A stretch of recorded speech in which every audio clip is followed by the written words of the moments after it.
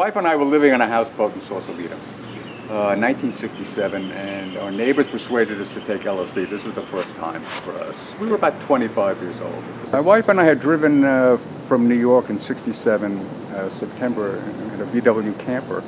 And camping across country, we arrived in San Francisco, went across the Golden Gate Bridge, and we settled onto a they call houseboat in Sausalito, right on the bay. And we lived in a big old barge that had been used to build the Golden Gate Bridge, and it was very beautiful. It was called the Omphalo, from Omphalos, which means navel of the universe. And it had three actually apartments on it. We were in the middle one. There was a ballroom outside. It was huge. It was a great covered house that was sunk in the mud of the San Francisco Bay.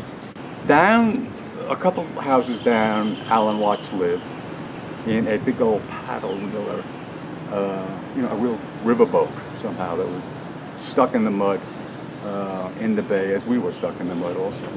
And he was my neighbor.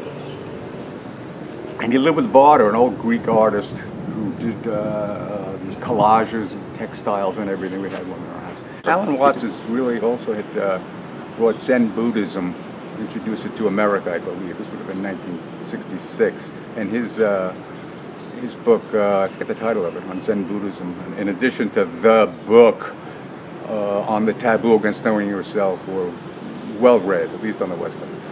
And, but he himself was an interesting character. He was quite a boozer. He drank a lot and he was a womanizer, and he had a real reputation for that, in addition to the fact that he was somewhat of a guru of the time and place. Anyway, I knew him on a casual basis. He had actually married a bunch of people in the ballroom on our houseboat at some point, which we opted not to do. I said one marriage was enough in my life, and we didn't need to, we knew the nuptials. So around this time, our neighbors on the houseboat were a lawyer who had left his family somewhere in Marin County. His name was Bill, and when he went up to Mount Tamalpais, and for the first time, he had been leading a straight life. He took some LSD, and while he was tripping, he met this young, frizzy-haired hippie girl, Gail. And that day, that was it. They moved in together onto this houseboat. He left his family, and they were our next-door neighbors on this boat. And so they had suggested we take acid, which we had never done. And so we went up on the roof of they had a terrace at their end of the boat, and we dropped acid. It was our first time. And it was just beautifully coming on. And Varda, the artist, and Alan Watts had this big boat with they call it like a dhow in the Middle East, with a diagonal sail that was tie-dyed with a great sunburst on it. And just as we were peaking on the LSD, they went sailing out of the harbor into San Francisco Bay. And for me, at that moment, I was transported into another time. It was ancient Persia, and that's where I stayed for most of the rest of the day. There was just an inescapable image for me, aside from everything else that was in the happiness.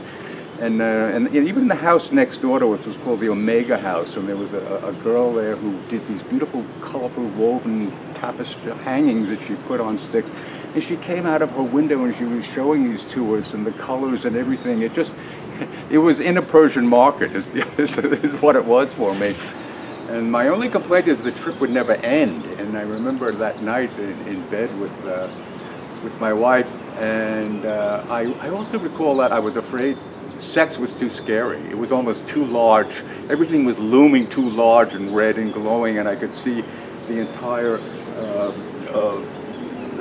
all of the blood vessels in her body. Everything was so visible to me that touching her and looking at myself, my own penis, was this gorged red thing. I said, it's too, I don't think I can stand the intensity of the experience, which I regret not having done, but we didn't.